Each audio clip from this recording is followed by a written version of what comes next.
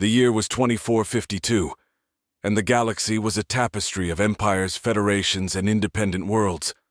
Amidst the complex web of alliances and conflicts, the United Earth Federation, UEF, was a prominent, if not peculiar, player.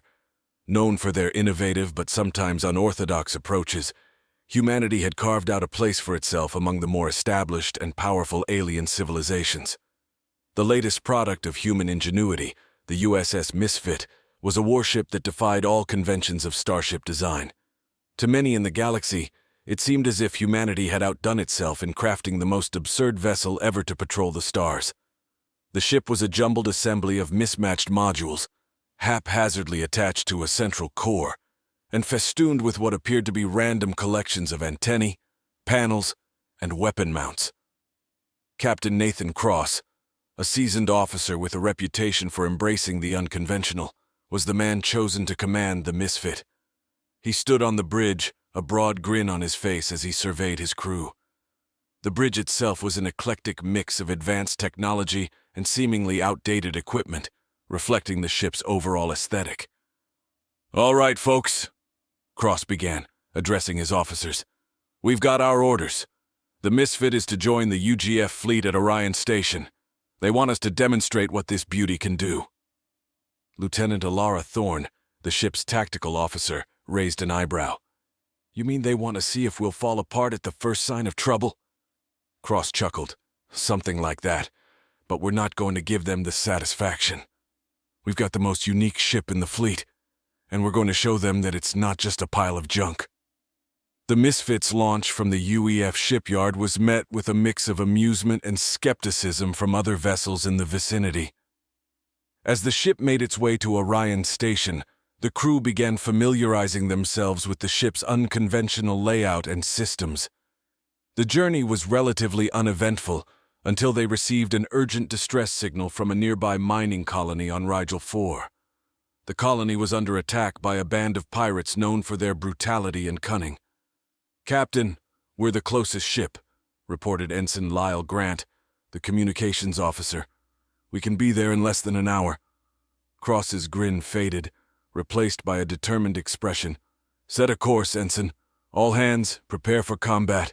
This is our chance to prove ourselves." As the Misfit approached Riel 4, the scope of the pirate attack became clear. The colony's defenses were overwhelmed, and the pirates were ransacking the mining facilities. Cross assessed the situation and formulated a plan. "Lieutenant Thorne, prepare to deploy our drone swarms," Cross ordered. "We'll use them to create confusion and disrupt their formations. Lieutenant Mara Jensen, get ready to activate the modular armor. We're going to need every trick we've got." The Misfit launched a swarm of drones, each one a small, agile craft equipped with jamming devices and low-yield explosives. The drones darted among the pirate ships, sowing chaos and disrupting their communications. The pirates, caught off guard by the unconventional tactic, struggled to respond. The Misfit moved in, its modular armor shifting to absorb and deflect incoming fire. The ship's mismatched weaponry, ranging from laser cannons to railguns, unleashed a relentless barrage on the enemy. "Target their flagship," Cross commanded. "Let's take out their command structure." The Misfit's railguns focused on the pirate flagship, hammering its shields until they failed. A well-placed plasma burst struck the ship's engine, causing a catastrophic explosion that crippled the vessel. With their flagship destroyed, the remaining pirate ships attempted to retreat. The Misfit pursued them, its drone swarms and shifting armor making it nearly impossible for the pirates to mount an effective counterattack. "Pirates are retreating, Captain," Thorne reported. "We've secured the colony." Cross allowed himself a moment of satisfaction. "Good work, everyone. Let's make sure the colony is safe, and then get back on course to Orion Station." The Misfits' victory at Riel 4 was a significant morale boost for the crew. They had proven that their ship, despite its bizarre appearance, was a formidable combatant. As they resumed their journey, word of their success spread quickly through the UGF. Upon arriving at Orion Station, the Misfit received a mixed reception. Some officers and crew members from other ships were openly skeptical, while others were intrigued by the unconventional design and eager to learn more. Admiral Tara Nolan, the commanding officer of the UGF fleet at Orion Station, greeted Captain Cross with a critical eye. "Captain Cross, your ship's performance at Rigel 4 was impressive, but we need to see consistent results. You'll be participating in a series of exercises to evaluate the Misfit's capabilities." Cross nodded. "Understood, Admiral. We're ready for whatever you throw at us." The exercises began with a series of simulated combat scenarios, each designed to test different aspects of the Misfit's design. The ship's modular systems and versatile weaponry allowed it to adapt to the various challenges, from asteroid field navigation to fleet engagements.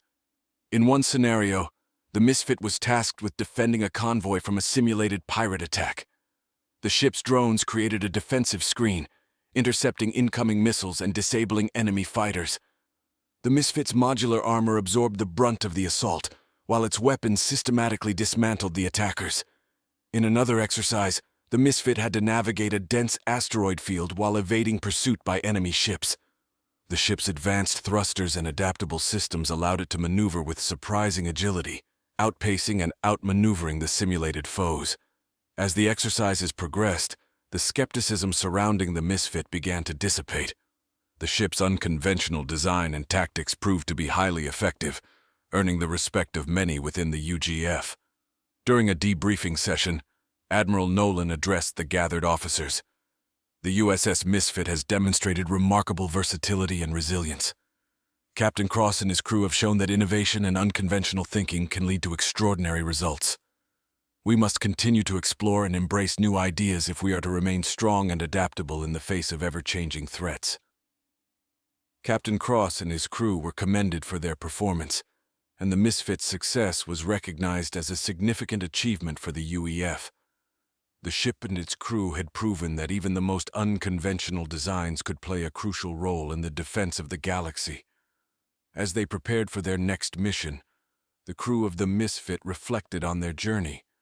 They had faced doubt and ridicule, but they had also proven their worth and earned their place among the stars. Lieutenant Thorne approached Cross on the bridge. "Captain, we've received new orders. We're to investigate a series of unexplained phenomena in the Karina nebula. It's a high-priority mission." Cross's grin returned. "Sounds like just the kind of challenge the Misfit was built for. Let's get to it."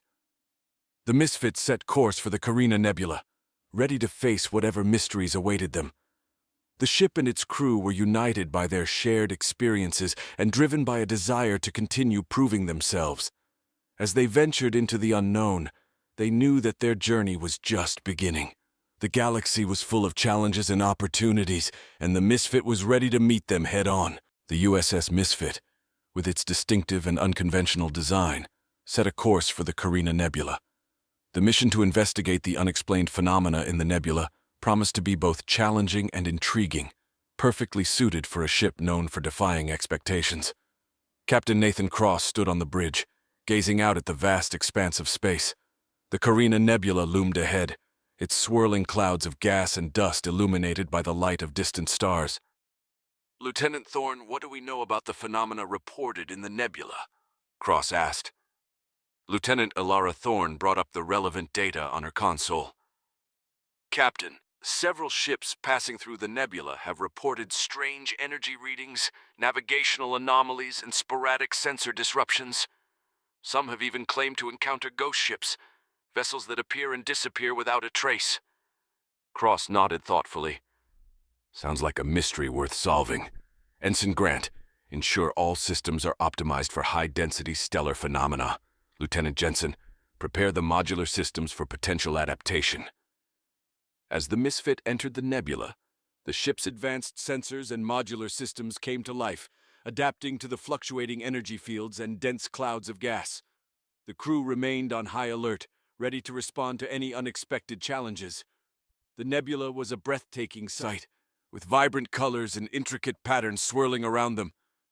But beneath the beauty lay a sense of foreboding, as if the nebula itself held secrets waiting to be uncovered. "Captain, we're picking up some unusual energy signatures," reported Ensign Lyle Grant. "They don't match any known ship or stellar phenomenon." Cross leaned forward. "Can you pinpoint the source?" Grant adjusted the sensors, focusing on the strongest readings. It appears to be coming from a dense cluster of gas and dust about 20,000 kilometers ahead. But the readings are erratic, almost as if they're being deliberately masked. "Helm, set a course for the cluster," Cross ordered. "Let's see what we're dealing with." As the Misfit approached the cluster, the energy readings grew stronger and more chaotic. The ship's sensors struggled to make sense of the data, and the crew felt a growing sense of unease. "Captain, I'm detecting multiple objects within the cluster," said Thorne. "They're giving off faint energy signatures, but I can't get a clear reading on them." "Visuals?" Cross asked. The main view screen flickered to life, showing a murky, swirling mass of gas and dust.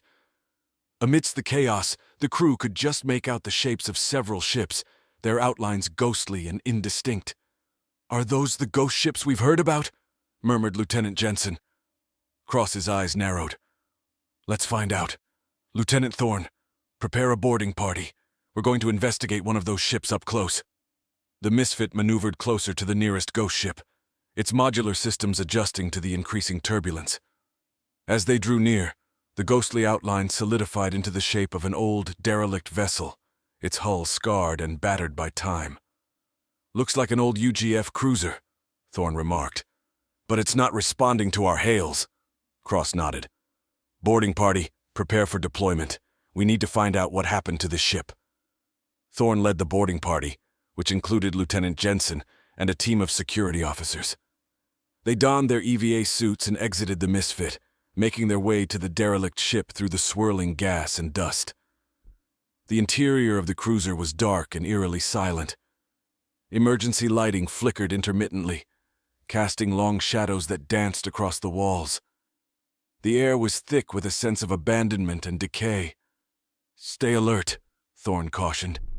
"We don't know what we'll find in here." As they moved through the ship, they encountered signs of a sudden and catastrophic event. Control panels were smashed, bulkheads were breached, and personal belongings were scattered haphazardly. "Looks like there was a fight," Jensen observed, examining a damaged console. "But against who?" They reached the ship's bridge and found the remains of the crew, their bodies frozen in time.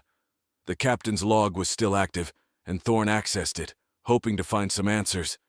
"Captain's log, final entry," Thorne read aloud.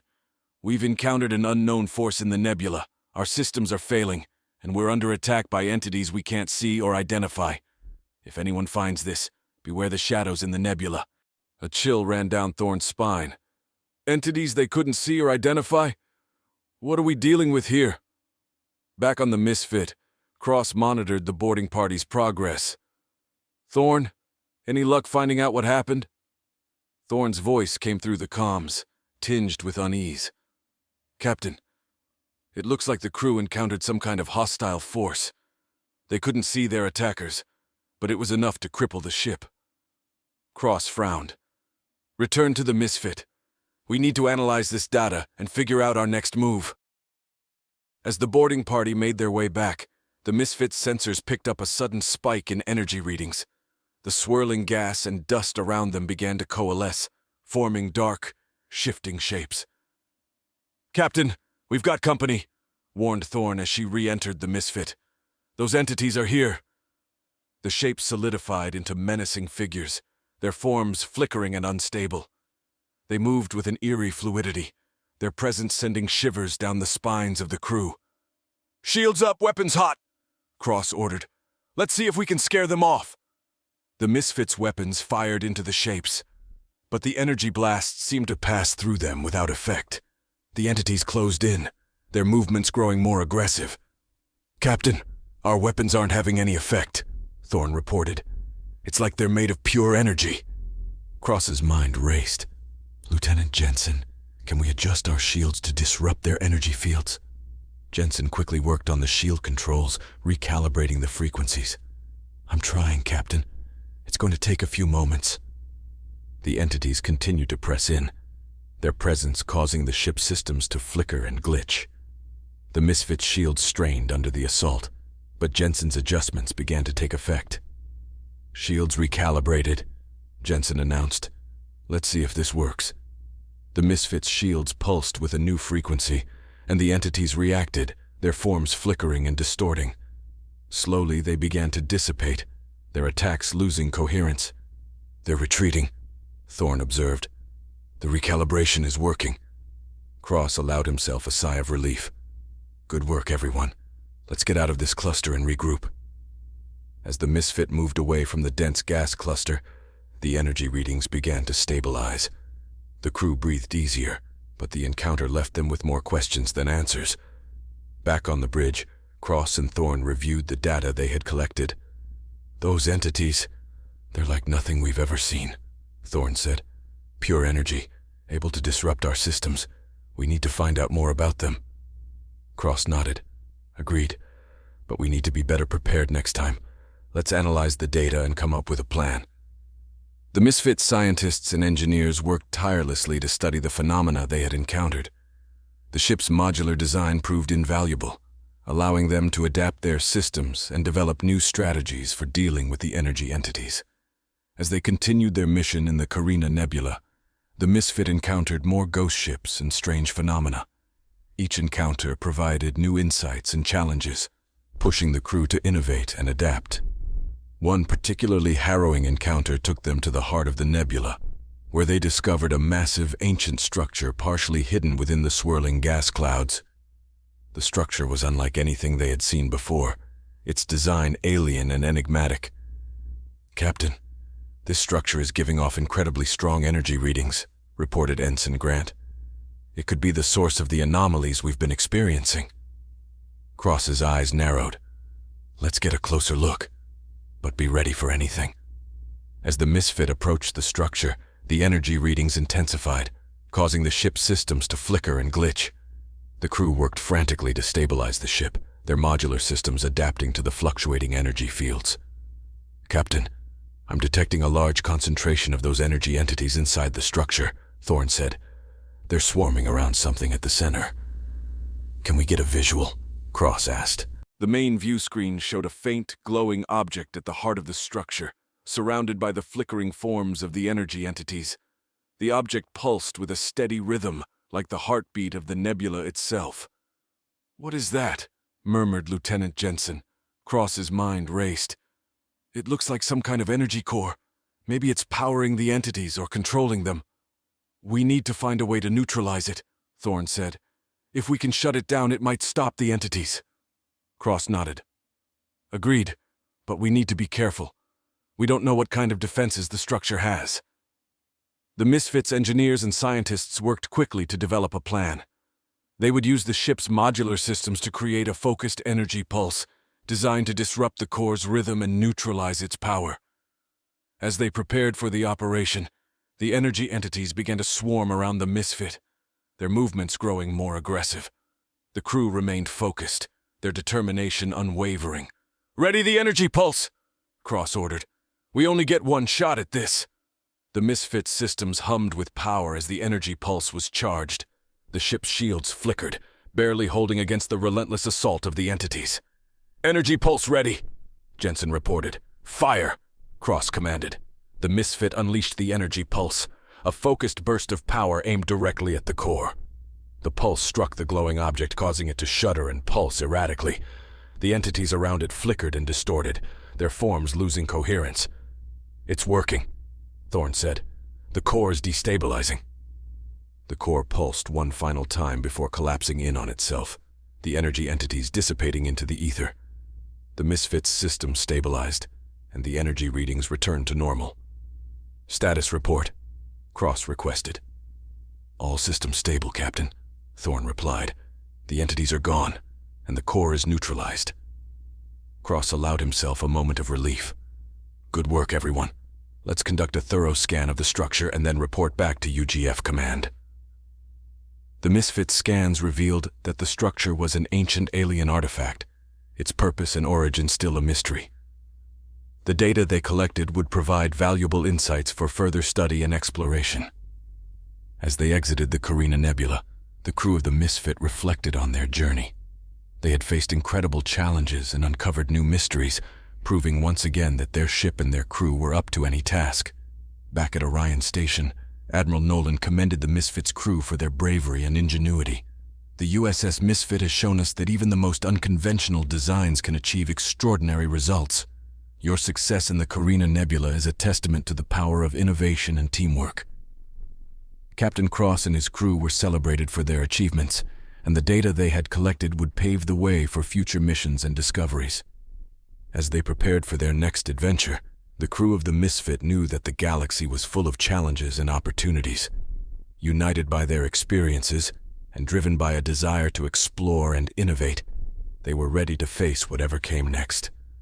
"We did it," Thorne said softly, her eyes shining with pride.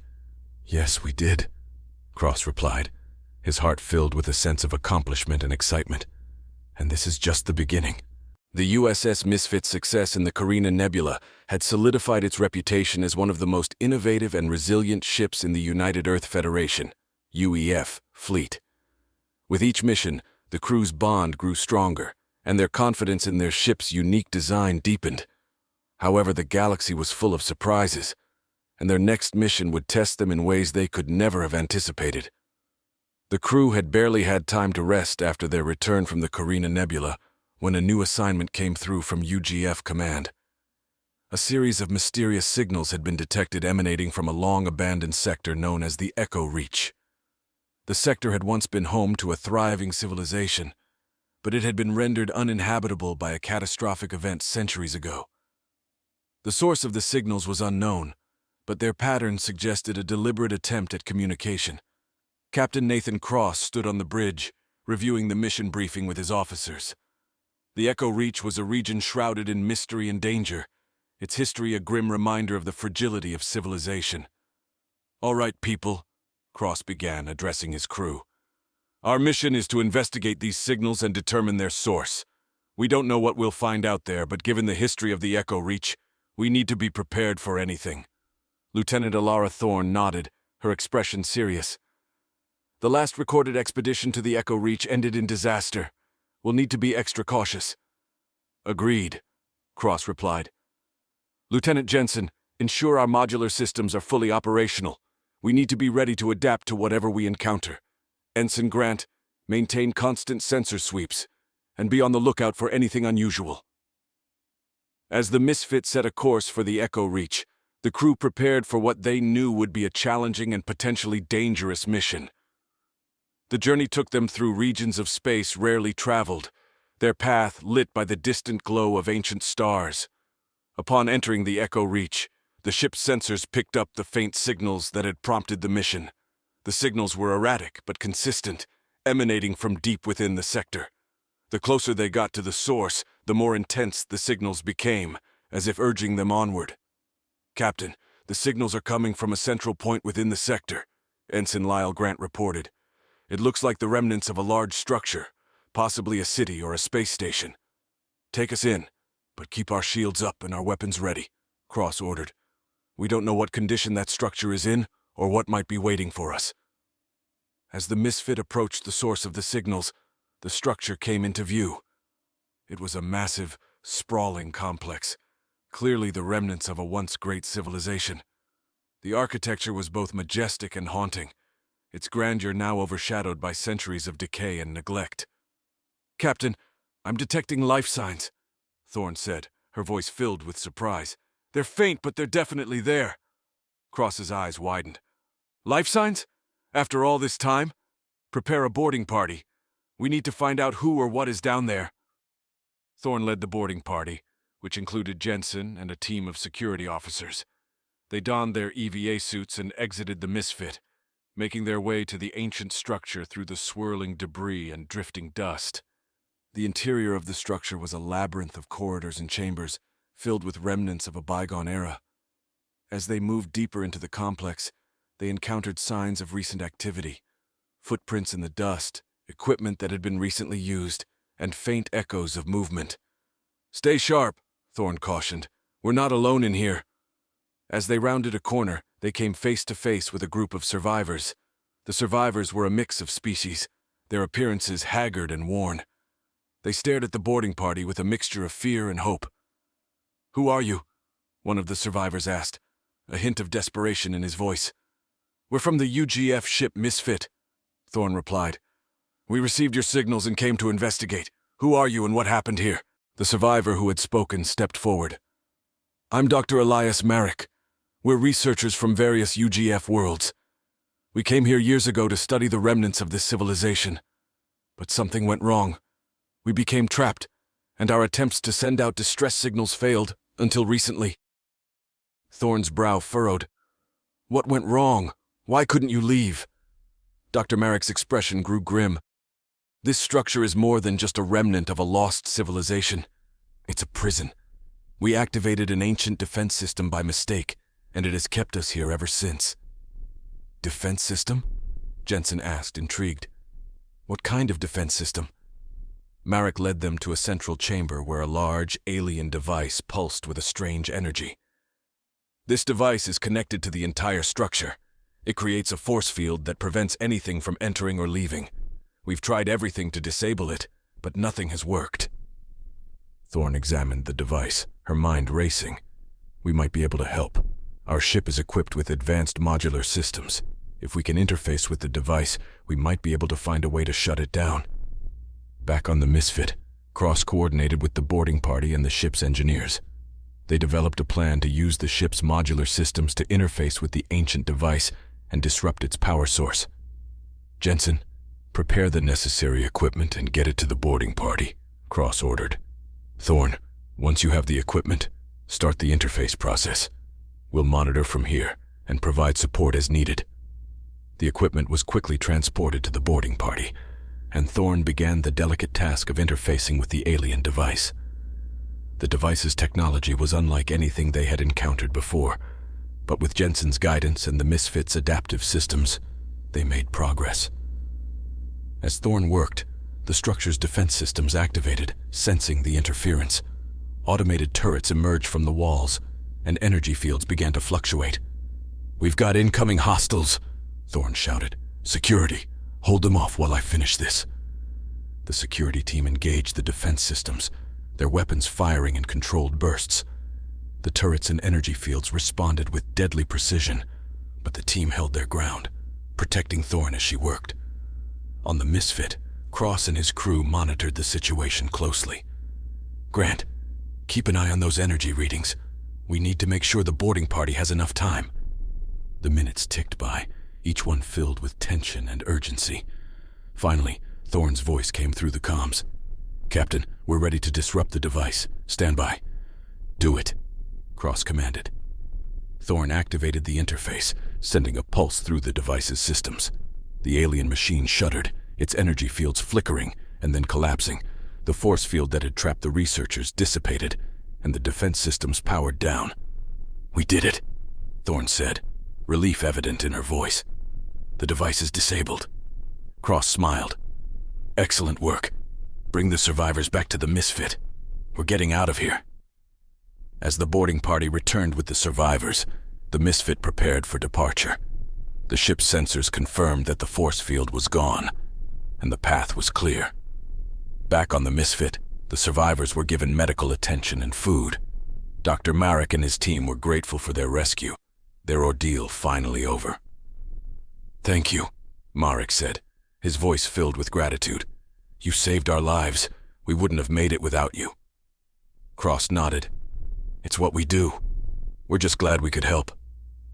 As the Misfit left the Echo Reach, the crew reflected on their mission. They had faced incredible challenges and uncovered new mysteries, proving once again that their ship and their crew were up to any task.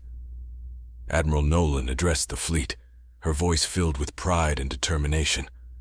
The USS Misfit has once again demonstrated the power of innovation and teamwork. Their success in the Echo Reach is a testament to their courage and ingenuity. We must continue to explore and embrace new ideas if we are to remain strong and adaptable in the face of ever-changing threats. Captain Cross and his crew were celebrated for their achievements, and the data they had collected would pave the way for future missions and discoveries. As they prepared for their next adventure, the crew of the Misfit knew that the galaxy was full of challenges and opportunities. United by their experiences and driven by a desire to explore and innovate, they were ready to face whatever came next. "We did it," Thorne said softly, her eyes shining with pride. Yes, we did, Cross replied, his heart filled with a sense of accomplishment and excitement. And this is just the beginning. The story of the USS Misfit was one of bravery, innovation, and unwavering determination.